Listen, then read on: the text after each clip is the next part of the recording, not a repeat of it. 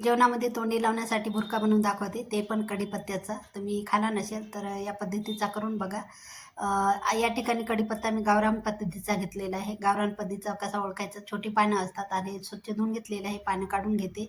आणि गावरानला खूप असं कढीपत्त्याला चव असते आणि वास पण असते. आता या ठिकाणी मी 1.5 चमचे तेल अगोदर ठेवलं होतं गरम करण्यासाठी.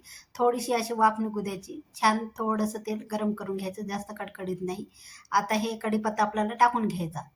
इथपर्यंत असं तेल गरम करायचं आणि कढीपत्ता स्वच्छ धुवून कोरडा करून घ्यायचा, नाही तर अंगावर पाणी उडते त्याच्यामुळं. आता एक थोडासा असा खूप कडक करून घ्यायचा आहे, कुरकुरीत असा. आता अर्ध्या मिनिटासाठी आता त्यामध्ये हे एक गड्डी अशी अख्ख्या लसणाची आपल्याला टाकायची आहे. बारीक ठेचून आबडधोबड टाकायचा, बारीक ठेचून टाकायचा नाही. ठेचूनच टाकायचा, जास्त बारीक करायचा नाही. आणि हे एक ते असा ब्राऊन कलर येईपर्यंत यामध्ये छान तळून घ्यायचा आहे. कढीपत्ता लसूण असा कुरकुरीत छान झालेला आहे. इथे पाहू शकता बघा, लसूण पण असा ब्राऊन कलरपर्यंत तळून झालेला आहे. यामध्ये थोडंसं तेल जास्त टाकायचं. आता त्यामध्ये टाकते मी लाल तिखट, तिखटाप्रमाणे ठेवा. आणि थोडंसं तिखट या भुर्कामध्ये चांगलंच लागते, असू द्या. तिखट चवीला छान लागते. चवीनुसार मी टाकलं, थोडीशी चिमूटभर हळद टाकलेली आहे. आता छान एकजीव करून घेते मी.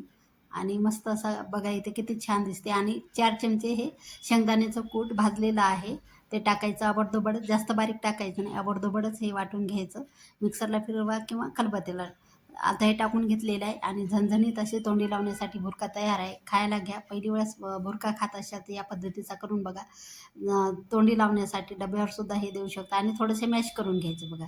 हे कढीपत्ता यामध्ये थोडासा असं असं बारीक करून घ्यायचा चमच्याने. असं झालेलं आहे. जेवणामध्ये करा नक्की ट्राय. आवडला असेल तर लाईक करा, शेअर करा, कमेंट करा.